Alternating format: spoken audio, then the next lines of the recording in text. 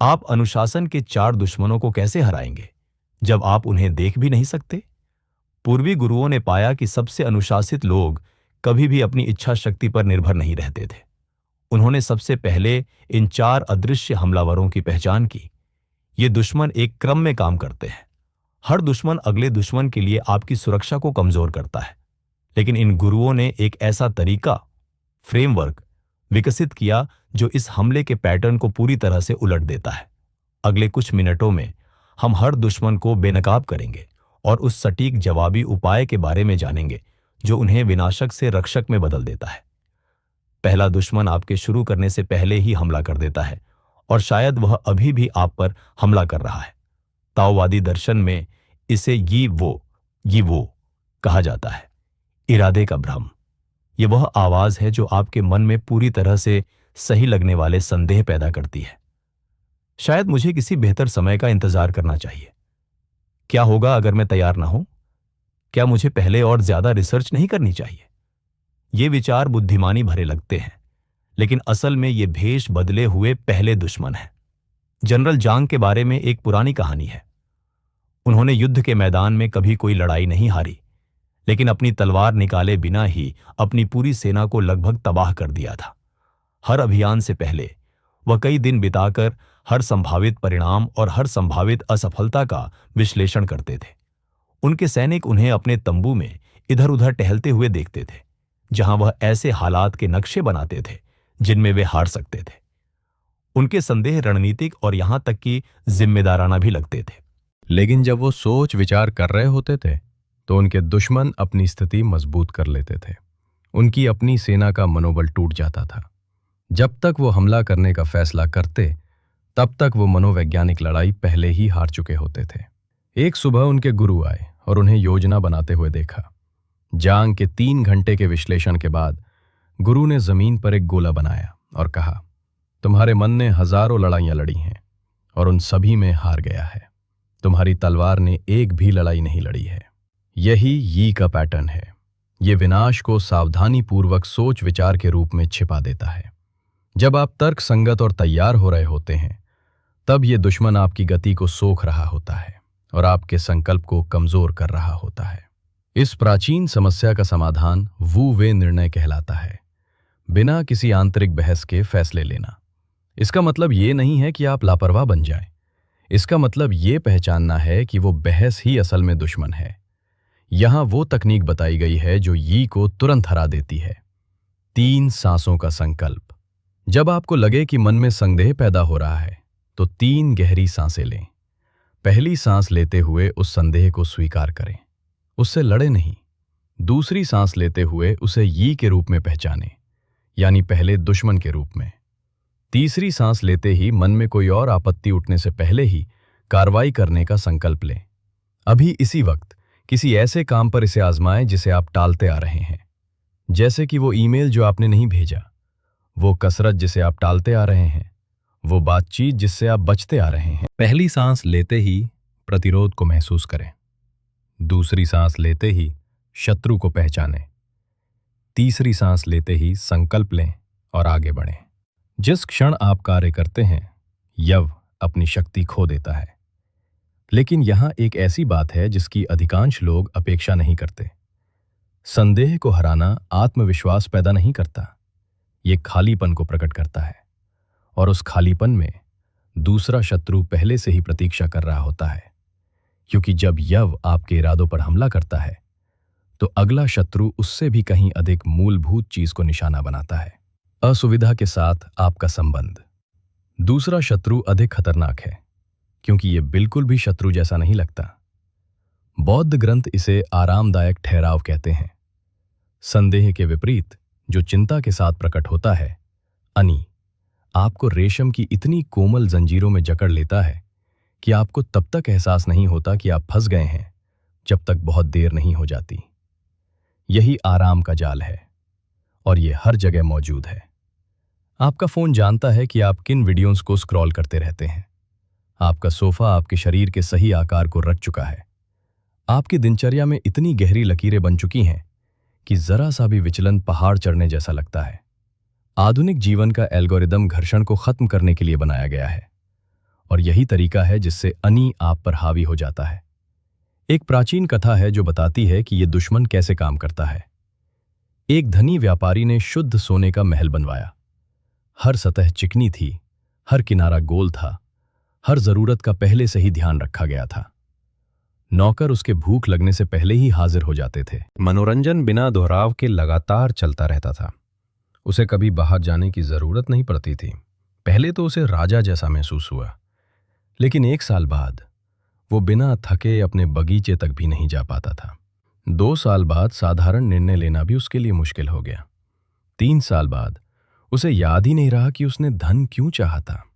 सोने के महल ने उसे शक्तिशाली नहीं बनाया था, उसने उसे अपना कैदी बना लिया था।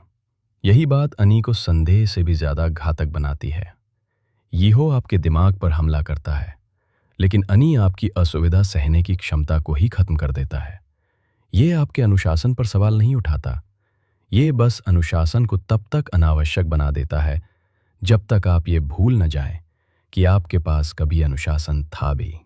प्राचीन उपाय है असुविधा नियंत्रण प्रोटोकॉल, जिसमें जानबूझकर छोटी छोटी चुनौतियां शामिल की जाती हैं जो आपकी धार को तेज बनाए रखती हैं। लेकिन यहां एक अहम बात है, आराम से लड़ने के लिए दर्द सहना नहीं पड़ता। इससे लड़ने के लिए रणनीतिक व्यवस्था करनी पड़ती है। अपने वातावरण को इस तरह व्यवस्थित करना पड़ता है कि अनुशासन सबसे आसान रास्ता बन जाए। व्यापारी ने 3 सरल बदलाव करके अपने आराम के सुनहरे बंधन से मुक्ति पाई।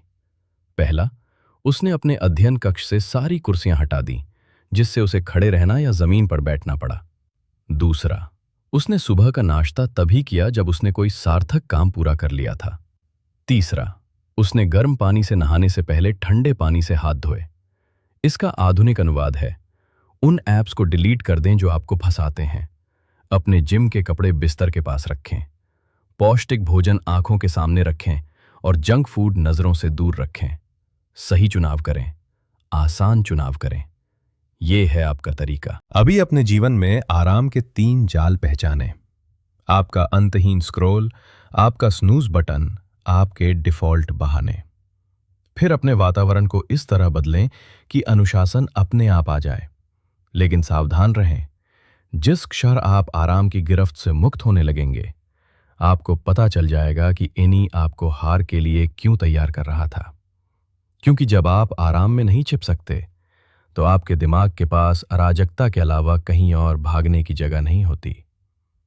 तीसरा दुश्मन इसी पल का इंतजार कर रहा था, जहां यीहो ने आपके इरादों को भ्रमित किया और एनी ने असुविधा के प्रति आपकी सहनशीलता को कमजोर किया, वहीं अगला शत्रु आपके ध्यान को पूरी तरह से चकनाचूर कर देगा।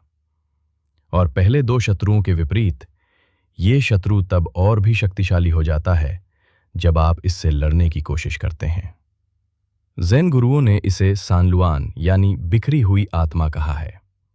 ये वो शक्ति है जो आपके ध्यान को हजारों बेकार टुकड़ों में बिखेर देती है, और यही कारण है कि ये इतना घातक है। सानलुआन केवल आपके ध्यान पर ही हमला नहीं करता, ये पहले 2 शत्रुओं के विरुद्ध आपकी विजयों को हथियार के रूप में इस्तेमाल करता है। संदेह पर विजय प्राप्त करना याद कीजिए। सानलुआन उस स्पष्टता को अतिचिंतन में बदल देता है। आराम से मुक्ति पाना याद कीजिए। सानलुआन उस स्थान को अराजकता से भर देता है। ये एक गुणक शत्रु है, ये आपकी शक्ति को कमजोरी में बदल लेता है। प्राचीन भिक्षु इसे चीन के सबसे महान धनुर्धर मास्टर युएन की कहानी के माध्यम से समझाते हैं। वो उड़ती हुई चिड़िया को भी मार सकते थे, चाबी के छेद से तीर निकाल सकते थे, 100 कदम की दूरी से चावल के दाने को 2 भागों में बांट सकते थे। लेकिन जब उन्होंने एक साथ 3 लक्ष्यों को भेदने की कोशिश की, तो वे सभी चूक गए। उनके गुरु ने उनकी आंखों पर पट्टी बांध दी और कहा, अब बीच वाले लक्ष्य पर निशाना लगाओ। उसने विरोध करते हुए कहा, मुझे कुछ भी दिखाई नहीं दे रहा है। बिल्कुल सही, उनके शिक्षक ने उत्तर दिया। जब आप सब कुछ देखते हैं तो आप कुछ भी हासिल नहीं कर पाते। यही हमारे युग का अभिशाप है। आपका फोन आपको हजारों ऐसे जीवन दिखाता है जिन्हें आप जी नहीं रहे हैं। आपका दिमाग नाश्ते से पहले ही इतनी जानकारी प्रोसेस कर लेता है जितनी आपके पूर्वज 1 साल में देखते थे। हर नोटिफिकेशन आपके ध्यान को भटकाने वाला तीर है।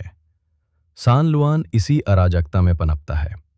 यह आपको यकीन दिलाता है कि मल्टीटास्किंग ही कार्यकुशलता है। ध्यान भटकना ही आराम है, स्क्रॉल करना ही विश्राम है। लेकिन ध्यान का हर बिखराव आपको उन सभी दुश्मनों के सामने कमजोर बनाता है जिनका आप पहले ही सामना कर चुके हैं। इसका पारंपरिक उपाय है एकाग्रता, लेकिन भिक्षुओं को शांत मंदिरों का सुख मिलता था। आप एक ऐसी दुनिया में रहते हैं जो आपको बिखेरने के लिए बनी है। यहां इसका आधुनिक रूप है 90 सेकंड का रीसेट प्रोटोकॉल। जब आपको लगे कि आपका दिमाग बिखर रहा है तो सब कुछ रोक दें। 90 सेकंड का टाइमर सेट करें। ध्यान केंद्रित करने के लिए एक बिंदु चुनें। अपनी सांस, दीवार पर कोई जगह, अपने हाथों में होने वाली अनुभूति। उन 90 सेकंड के लिए वो बिंदु ही आपका पूरा ब्रह्मांड है। हर बार जब आपका दिमाग भटकता है तो वो सोचना बंद कर देगा और आपके बिंदु पर वापस आ जाएगा। ध्यान भटकाने वाली चीजों से मत लड़ो, भटकना, बस बार बार लौटते रहो। ये ध्यान नहीं है, ये युद्ध प्रशिक्षण है। तुम उस मानसिक शक्ति का निर्माण कर रहे हो जिसे सान लुआन व्यवस्थित रूप से कमजोर करता रहा है। आज इसका 3 बार अभ्यास करो, सुबह, दोपहर, शाम। देखो कि हर बार तुम्हारा मन कितना अलग व्यवहार करता है। ध्यान दो कि जब तुम सफलता के सबसे करीब होते हो तब सान लुआन सबसे जोरदार लड़ाई लड़ता है, क्योंकि यही होता है जब तुम तीनों शत्रुओं को क्रम से परास्त करते हो। यी का संदेश स्पष्टता में बदल जाता है और यी का आराम तत्परता में बदल जाता है। सान लुआन की अराजकता लेजर फोकस में बदल जाती है। तुम अजेय हो जाते हो। लेकिन ठीक यही वो समय है जब सबसे खतरनाक शत्रु हमला करता है। ये तब तक प्रतीक्षा करता है जब तक तुम हर लड़ाई जीत नहीं लेते, जब तक तुम खुद को अजेय महसूस नहीं करते, जब तक तुम ये विश्वास नहीं कर लेते कि तुमने अनुशासन में महारत हासिल कर ली है।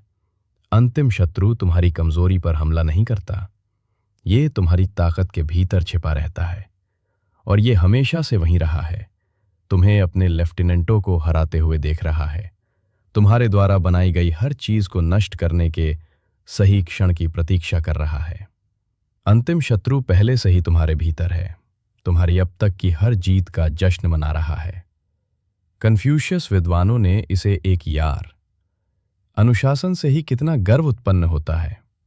ये वो दुश्मन है जो सिर्फ जीतने वालों पर हमला करता है, इसीलिए ये सबसे ज्यादा जानलेवा है। ये आपके अनुशासन से नहीं लड़ता, बल्कि ये खुद आपका अनुशासन बन जाता है। ध्यान से सुनिए, क्योंकि इस दुश्मन ने बाकी सभी दुश्मनों के मुकाबले ज्यादा माहिर लोगों को तबाह किया है। हुई नाम का एक भिक्षु था जिसने 20 साल अपने अनुशासन को बेहतर बनाने में बिताए।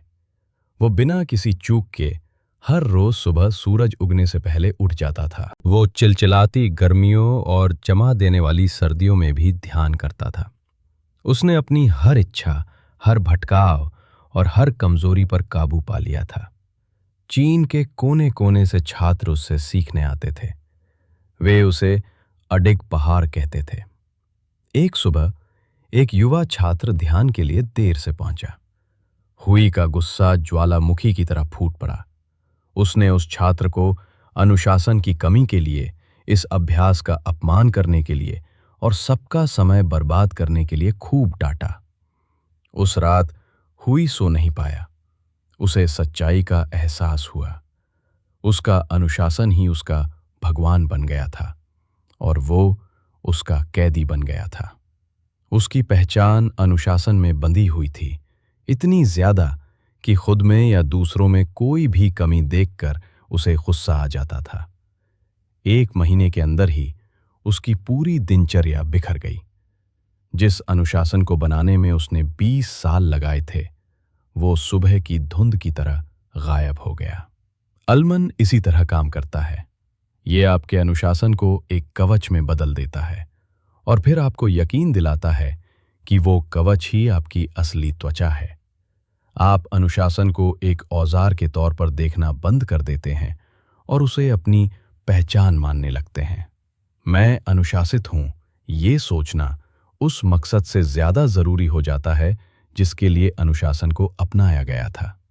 इसके लक्षण बहुत ही बारीक होते हैं। दूसरों में अनुशासन की कमी देखकर उन्हें जज करना, अपनी दिनचर्या की वजह से खुद को दूसरों से बेहतर समझना, अपनी व्यवस्था में कोई रुकावट आने पर घबरा जाना, या सबसे बुरा ये भूल जाना कि आपने शुरू में अनुशासन क्यों अपनाया था। इसका एक पुराना उपाय ज़ेन बौद्ध धर्म से आता है, शोशिन, जिसे शुरुआती मन का सिद्धांत भी कहते हैं। हर सुबह अपनी अनुशासित दिनचर्या शुरू करने से पहले 30 सेकंड निकालकर अनुशासन के बारे में अपनी सारी जानकारी को भूल जाइए। हर काम को ऐसे कीजिए जैसे आप उसे पहली बार कर रहे हों। अपने दांत ऐसे ब्रश कीजिए जैसे आप पहली बार ब्रश कर रहे हों। कसरत ऐसे कीजिए जैसे आपने अभी-अभी शरीर को हिलाना सीखा हो। काम ऐसे कीजिए जैसे आपने पहले कभी कोई समस्या हल न की हो। ये सिर्फ दिखावा नहीं है, ये इस बात को समझना है कि इंसान अपनी महारत, एक्सपर्टाइज पर और इस एहसास पर जीता है कि उसने किसी चीज में महारत हासिल कर ली है। शुरुआती मन, बिगनर्स माइंड, इस दुश्मन को उसका भोजन मिलने ही नहीं देता। यहां आपके लिए रोजाना अपनी विनम्रता को जांचने का एक पैमाना है। खुद से पूछिए, अगर मुझ में जरा भी अनुशासन ना होता तो मैं चीजों को किस तरह अलग ढंग से करता। ये जवाब बताता है कि आप अनुशासन को एक औजार की तरह इस्तेमाल कर रहे हैं या उसे अपना मालिक मानकर उसकी पूजा कर रहे हैं। क्योंकि यहां एक सबसे बड़ी पहेली है, सच्चा अनुशासन दिखाई नहीं देता। वो न तो खुद का ढोल पीटता है और न ही किसी से अपनी तारीफ की उम्मीद करता है। वो बस वही करता है जो जरूरी होता है और फिर गायब हो जाता है। शुरुआत की उस सच्चाई को याद रखें। सबसे ताकतवर योद्धा वे नहीं थे जिन्होंने सबसे जोरदार लड़ाई लड़ी, बल्कि वे थे जिन्होंने ये पहचान लिया था कि वे असल में किससे लड़ रहे हैं। लेकिन यहां एक ऐसी आखिरी बात है जो सब कुछ बदल देती है। सबसे मजबूत अनुशासन ऐसा लगता है जैसे कोई अनुशासन हो ही नहीं। वो बिना किसी जोर जबरदस्ती के आगे बढ़ता है, बिना किसी मुश्किल के ढल जाता है और बिना किसी दबाव के टिका रहता है। जब कोई आपसे आपके इस राज के बारे में पूछेगा तो आपके पास उन्हें दिखाने के लिए कुछ भी नहीं होगा, क्योंकि सच्ची महारत तो खुद आपको भी दिखाई नहीं देती। अब आपके पास वही ज्ञान है जिसने ऐसे योद्धा बनाए जिन्हें कोई हिला नहीं सकता था, ऐसे साधु बनाए जिन्हें ज्ञान की रोशनी मिली, और ऐसे नेता बनाए जिन्होंने बड़े बड़े साम्राज्य खड़े कर दिए। वे चारों दुश्मन अब छिपे हुए नहीं हैं। उनके हथियार अब सबके सामने हैं। उनके काम करने का तरीका अब पूरी तरह से समझ में आ गया है। अब बस एक ही सवाल मायने रखता है, इस वक्त आपकी जिंदगी में कौन सा दुश्मन जीत रहा है।